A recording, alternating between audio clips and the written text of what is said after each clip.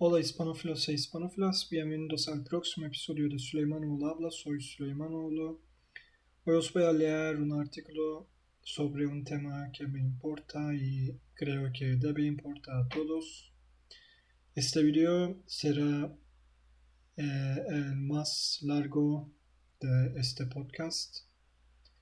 Vale, ahora podemos empezar. Sudán, la guerra que no importa.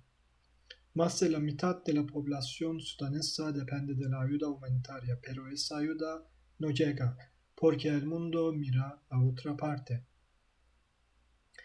Niñas y niños recogen agua en uno de los pozos abiertos por Médicos Sin Fronteras en el campo de Adre, en la frontera de Chad con Sudán. La falta de acceso al agua es una de las principales causas de las infecciones y la malnutrición. Este artículo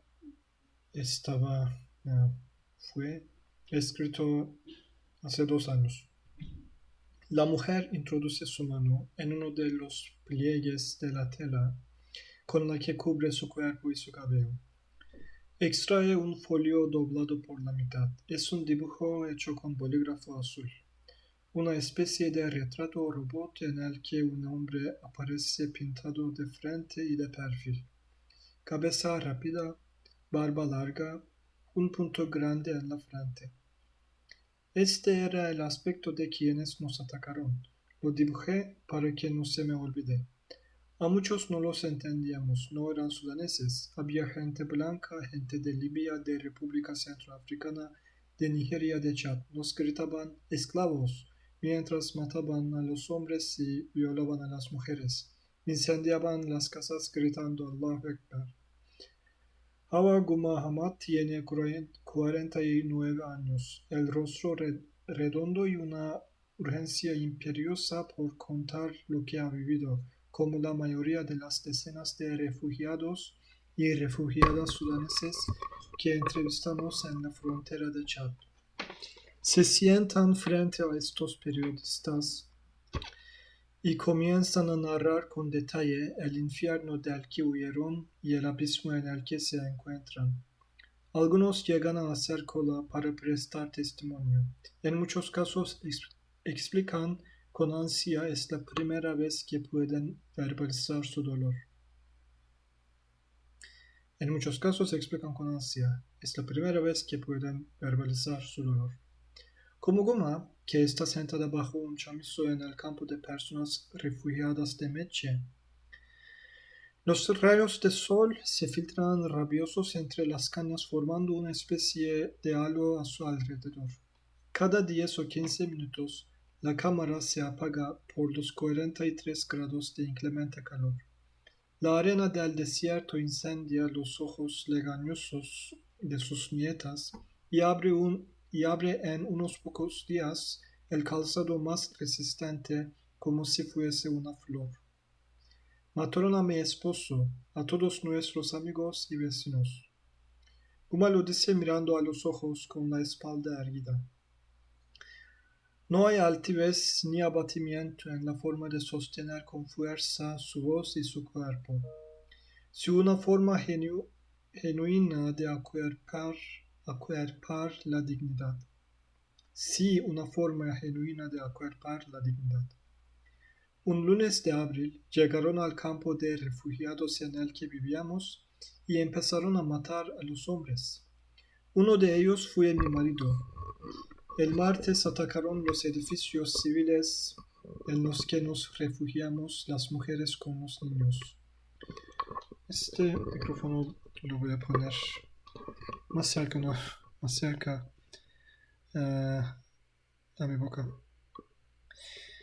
El miércoles lo incendiaron todo. A los hombres y niños adolescentes los detenían y mataban. A las mujeres y a las niñas las violaban delante de sus hijos y de sus esposos. A algunas las dejaban irse. Entonces miles de nosotras huimos con los niños a un barrio cercano, a Ardamata. Pero también allí nos siguieron. Cuando mataron al gobernador de Darfur, supimos que no había escapatoria y nos vinimos a Chad. Fue el 13 de junio. Guma explica con detalle cómo comenzó donde ella vivía, en el Geneina, la capital de Darfur Occidental, la tercera guerra civil de Sudán. También es la tercera contienda que ha vivido en carne propia. Cuando ella nació, Sudán se desangraba en una guerra que terminaría con un acuerdo de paz en 2005 y con la escisión de Sudán del Sur en 2011. También es una superviviente del genocidio con el que el dictador Omar al-Bashir respondió en 2003 a la rebelión armada de algunas minorías negras de Darfur.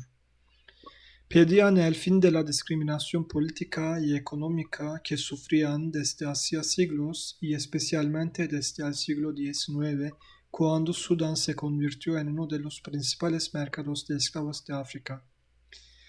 Más de 300.000 personas, la inmensa mayoría civiles desarmados, fueron asesinadas entre 2003 y 2005. Aquel fue uno de los crímenes de lesa humanidad por los que, por primera vez, la Corte Penal Internacional acusó a un jefe de Estado. Al-Bashir nunca fue extraditado y tras ser derrocado en 2019, cumple condena en su país por corrupción. Aún sueño con cómo cortaban las cabezas. No consigo sentirme en paz. Tampoco segura. Aunque estemos en Chad, los milicianos árabes siguen entrando en el campo para robarnos, amenazarnos y asesinarnos. Guma dobla y guarda el dibujo de su victimario.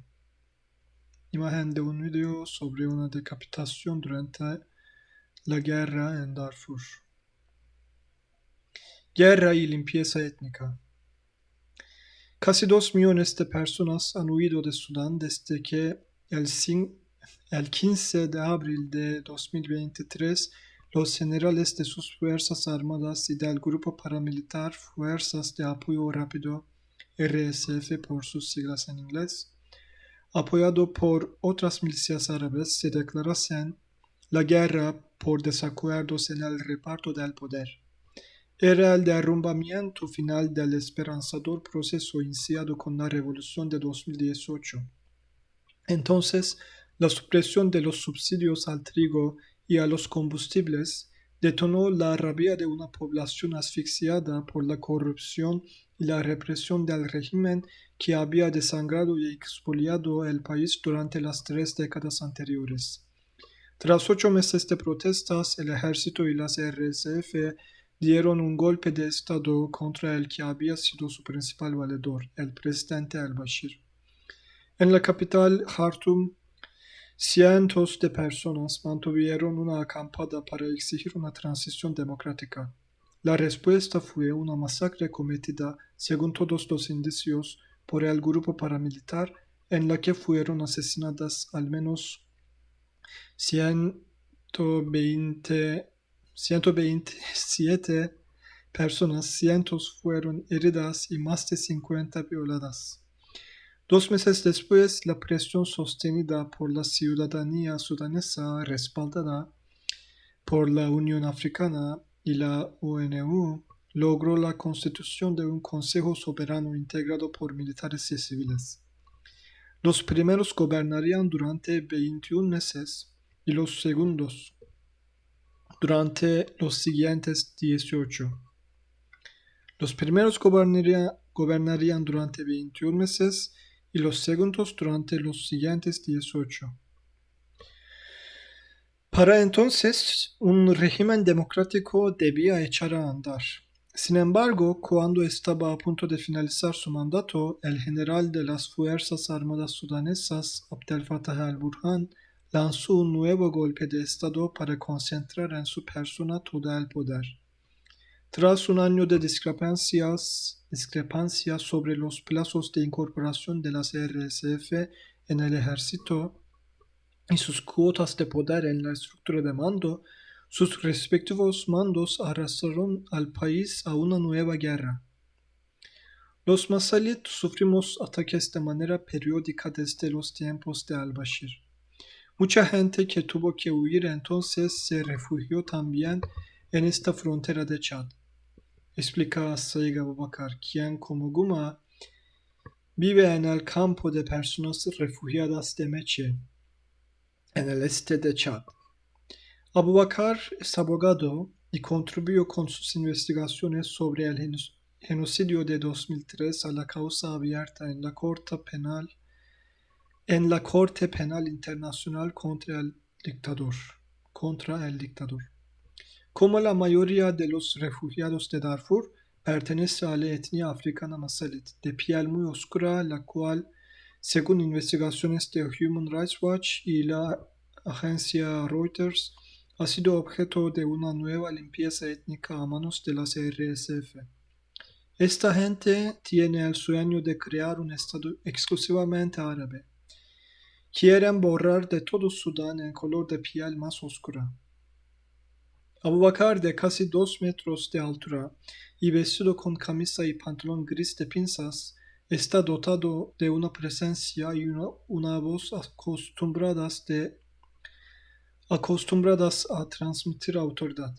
El jurista explica que su nombre era uno de los 500 que las RSF incluyeron en una lista con los objetivos prioritarios a aniquilar a su llegada a El Geneina, donde la mayoría de sus habitantes eran Masalit hasta este último éxodo masivo.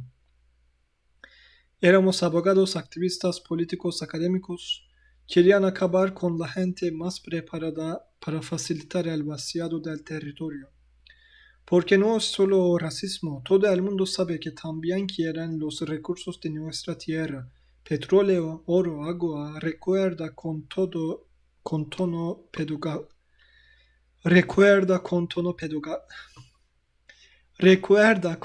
pedagógico.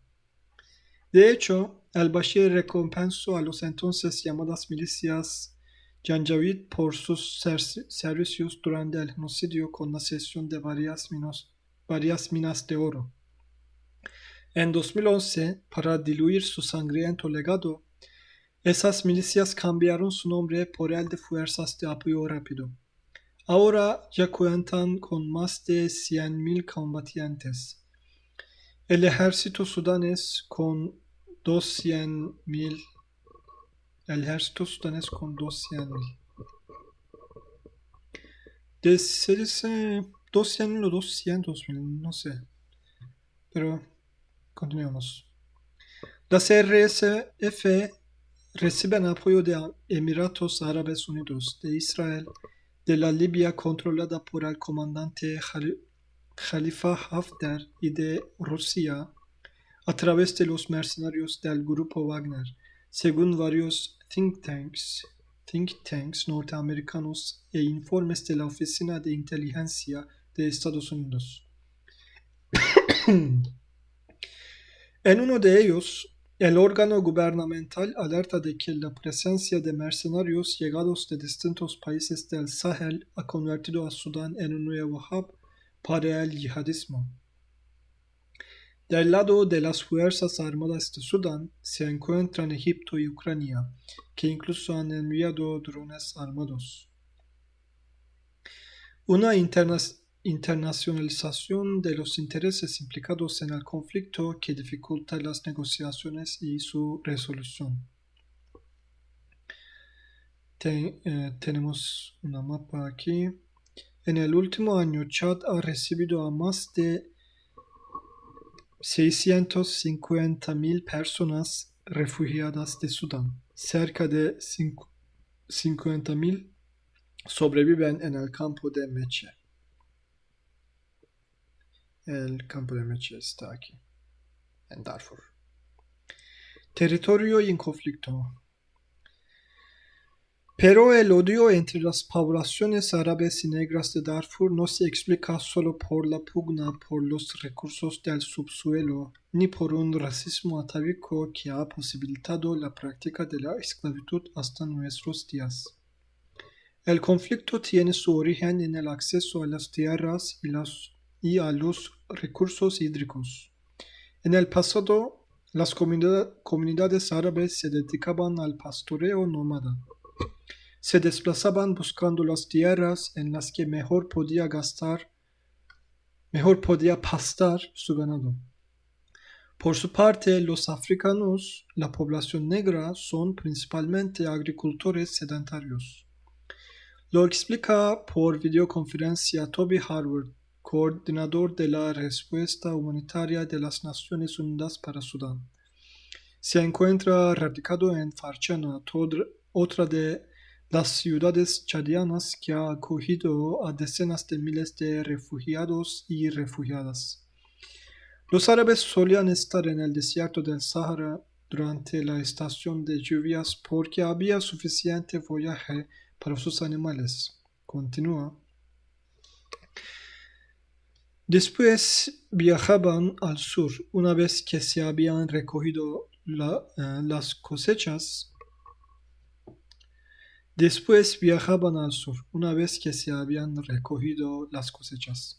Entonces los árabes nómadas prestaban sus camellos a los agricultores para llevar las cosechas a los mercados y estos permitían al ganado comerse los restos de la producción agrícola.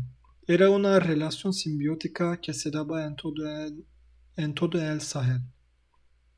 Pero a partir de los años 60 y 70 y especialmente de la seguida de 1984, comenzaron los conflictos por el uso de la tierra. Ambas comunidades se encuentran desde entonces bajo una amenaza existencial.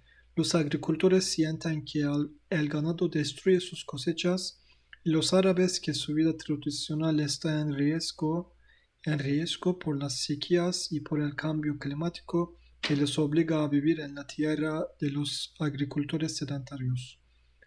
Se trata de la misma disputa que está asociando conflictos como el que sufre Mali desde hace una década y que alentará otros nuevos si los países ricos no destinan recursos para que la región del Sahel, la más castigada por la crisis climática, implemente medidas de mitigación y adaptación.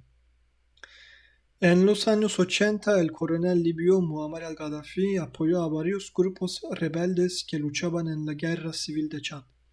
Envió muchas armas que terminaron en manos de diferentes grupos de Darfur.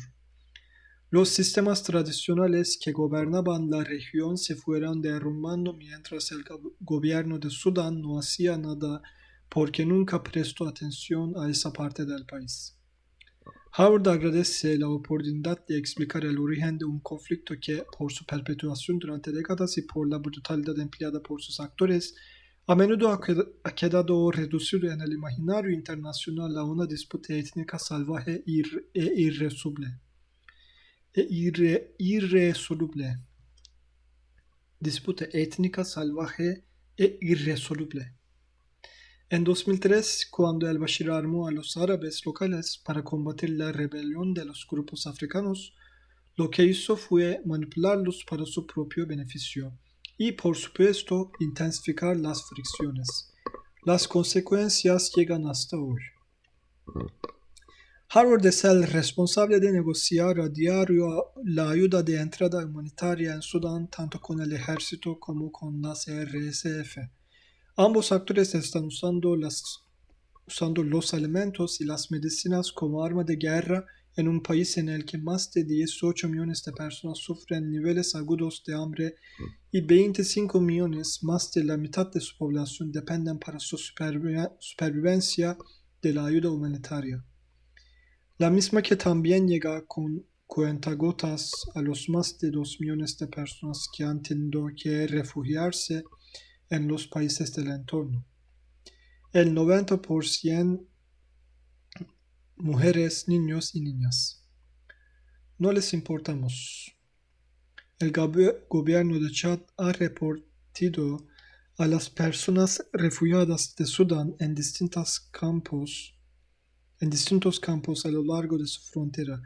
En la foto, la calle central del campo de Meche, donde sobreviven 50.000 personas. El 90% son mujeres, niños y niñas. Es humillante Antes creíamos en la protección de la comunidad internacional, pero ahora no. Ni siquiera aquí en Chad me siento seguro. Si mi vida dependiese de la comunidad internacional, estaría muerto. No les importamos. Hasta esta entrevista no ha habido nada, ninguna vía para tener voz ni ningún equipo que haya venido para entrevistarnos, para ver cómo protegernos. Abubakar mira a su alrededor y sacude las manos. No ve signos de que realmente exista el derecho internacional que tanto estudió y que le debería amparar como refugiado y como defensor de derechos humanos amenazado. En ese secarral en el que el gobierno de Chad ha reubicado a 50.000 de los más de 650.000 sudaneses que ha recibido en el último año. La miseria iguala las condiciones de vida de los autóctonos con las de los recién llegados. Mientras algunos de los refugiados han recibido unas casetas metálicas de la ONU donde resguardarse, sus vecinos chadianos viven en casas de adobe. Algunos crían pollos y cabras con los que alimentarse y comerciar. 1 de cada 3 habitantes de Chad vive en una situación de pobreza extrema, según datos del Banco Mundial, especialmente en las zonas rurales y apartadas de la capital, como esta frontera oriental, donde su población sobrevive con insuficiente agua, sin electricidad, ni saneamientos, ni escuelas, ni centros de salud. Aquí no hay diferencias entre sudaneses y chadianos. Somos los mismos. Antes de la guerra ya era normal el tránsito de un país al otro. Todos sufrimos la falta de comida, de agua, de trabajo. Por eso nos hemos unido para pedir a todas las organizaciones del mundo que vengan, que creen colegios e infraestructuras para que podamos prosperar, dice Mohamed Adam Garad, imán en una de las decenas de aldeas dispersas que conforman Meche. Con otros almuecines sudaneses y chadianos, ha formado una asociación para promover la convivencia. En 2005, Chad se hundió en su propia guerra civil durante 5 años, y la violencia de las RSF siempre se ha dejado sentir a este lado de la frontera. Muchos chadianos se han afiliado a las milicias árabes por afinidades tribales y también como fuente de ingresos por la falta de oportunidades. Apenas salimos de la choza porque nos pueden matar en cualquier momento. Van en sus motos, paseándose por el campo, amenazando, robando, amedrentando, asesinando. Ya han matado a 17 refugiados en este campo y saben lo que estamos haciendo. Mohamed, nombre ficticio para proteger su identidad, tiene 30 años, estudió Derecho en la Universidad de El Geneina y es uno de los activistas de la asociación Roots for Human Rights and Monitoring Violations, dedicada a denunciar la persecución de las minorías negras en Sudán.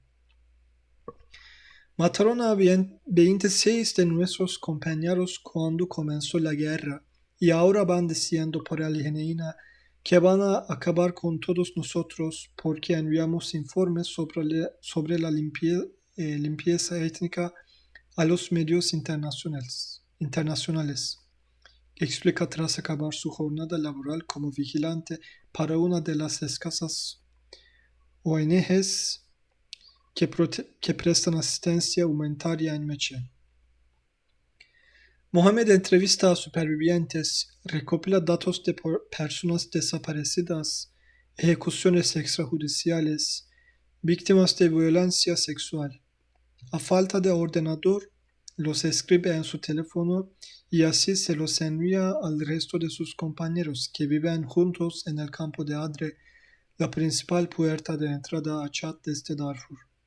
Allí constatamos cómo pasan sus días sistematizando toda la información recogida y enviando notas de prensa a medios que se han hecho eco de sus investigaciones como Al Jazeera o Le Monde.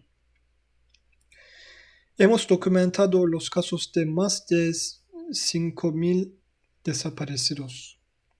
Si nos matan, que nos maten. Ya hemos visto cómo le hacían cosas mucho peores a nuestros familiares, dice Mohammed con un aplomo seco, afilado, sin inmutarse cuando una mosca se empeña en posarse una y otra vez sobre su párpado. Su voz suena cada vez más sombría.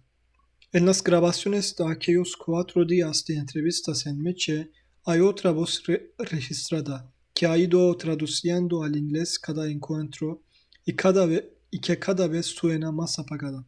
Es la de Ahmed Salih Abakar, un joven 23 años que estudiaba salud pública en la universidad cuando comenzó la guerra. Pese a los combates y los bombardeos, consiguió permanecer en el Jeneina durante la primera ofensiva que tuvo lugar entre abril y junio de 2023. Pero en noviembre, las RSF terminaron de tomar la capital tras asesinar a entre 800 y 1.500 personas, según diversas investigaciones internacionales. Tras ver cómo se llevaban detenido a su hermano, Salih consiguió escabullirse en la marea de miles de mujeres, niñas y niños que se encaminaron a la frontera de Chad. En un contexto así, si no eres muy paciente, te vuelves loco.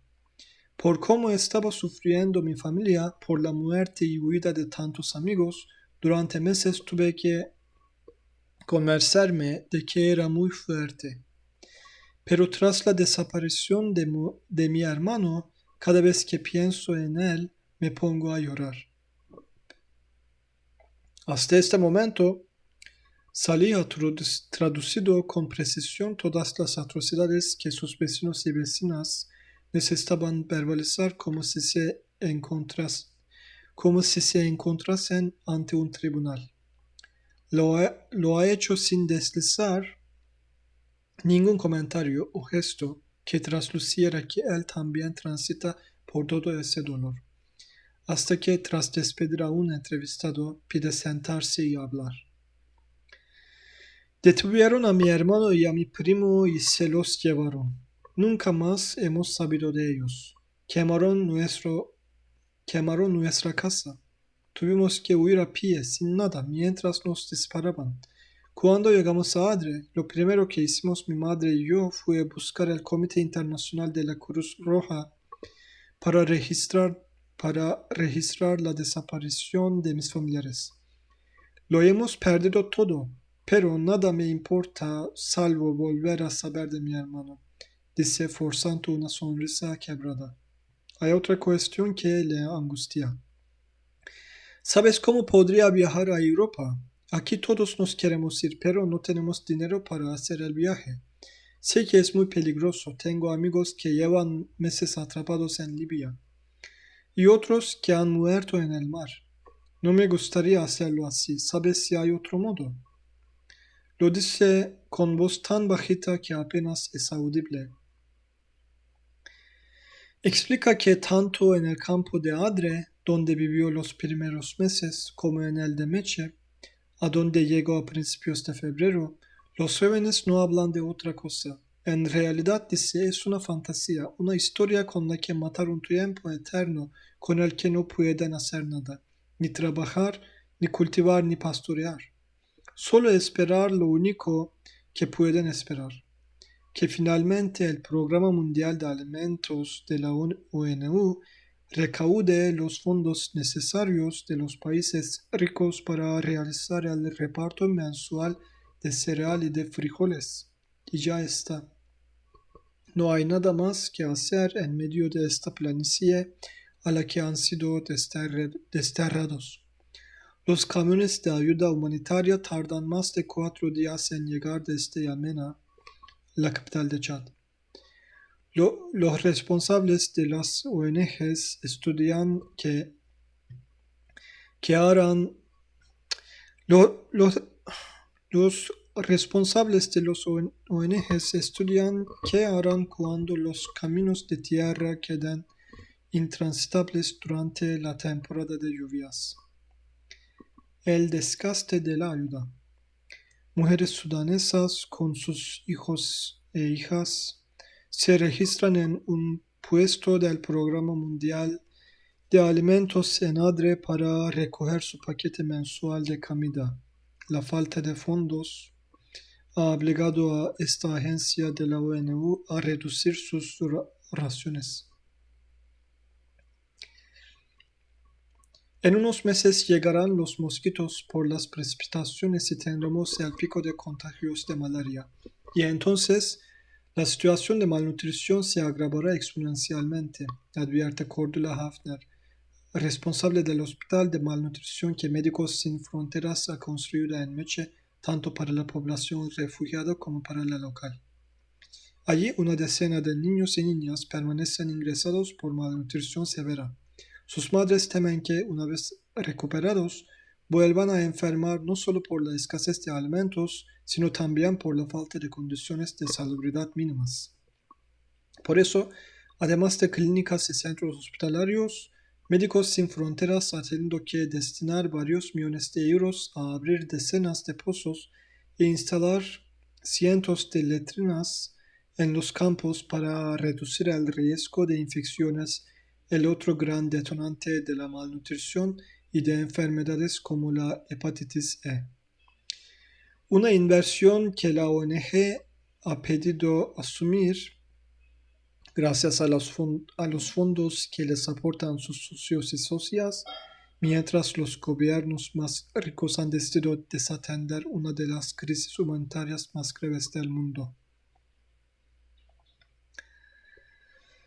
Estados Unidos, la Unión Europea y Alemania, los principales financiadores de Naciones Unidas, han priorizado los conflictos más determinantes en el corto plazo para sus países, Ucrania y Gaza. En 2023, por primera vez desde su fundación, la ONU recibió menos fondos para emergencias humanitarias y para combatir el hambre que en el año anterior. Una tendencia que diversos expertos atribuyen al desgaste del concepto de necesidad, especialmente para regiones o países empobrecidos como Darfur o Sudán, de los que la opinión pública solo suele ser informada cuando sufre hambrunas o conflictos. Destinar fondos a paliar sus consecuencias no reporta votos ni reputación porque se los percibe como agujeros negros de violencia y destrucción. Tal es el desinterés que el Programa Mundial de Alimentos trabaja con fondos a un mes vista, sin saber si en el siguiente podrá realizar un nuevo reporte de raciones cada vez más escasas, destinadas apenas a contener las hambrunas que creíamos superadas en la década de 1990. Y en esta foto, más de 150,000 personas refugiadas sobreviven desde hace meses bajo tendales hechos con sus propias ropas en el campo de tránsito de Adre, el principal puesto fronterizo entre la región sudaneso de Darfur y Chad. La región sudanesa de Darfur y Chad. Mohamed Abdel Abduma vivía del comercio de víveres en el Geneina y ahora se ha convertido en uno de los coordinadores del campo de Meche. Está intentando crear con otros refugiados y refugiadas una serie de normas de seguridad ante los crecientes casos de agresiones sexuales a las mujeres y niñas cuando se adentran en el desierto en busca de leña. La mayoría los atribuyen a los milicianos de la CRSF, unos pocos a delincuentes chadianos. Casi nadie acepta que también puedan ser cometidos por otros exiliados. También han puesto en marcha grupos de mujeres para apoyar a las supervivientes de la violencia sexual.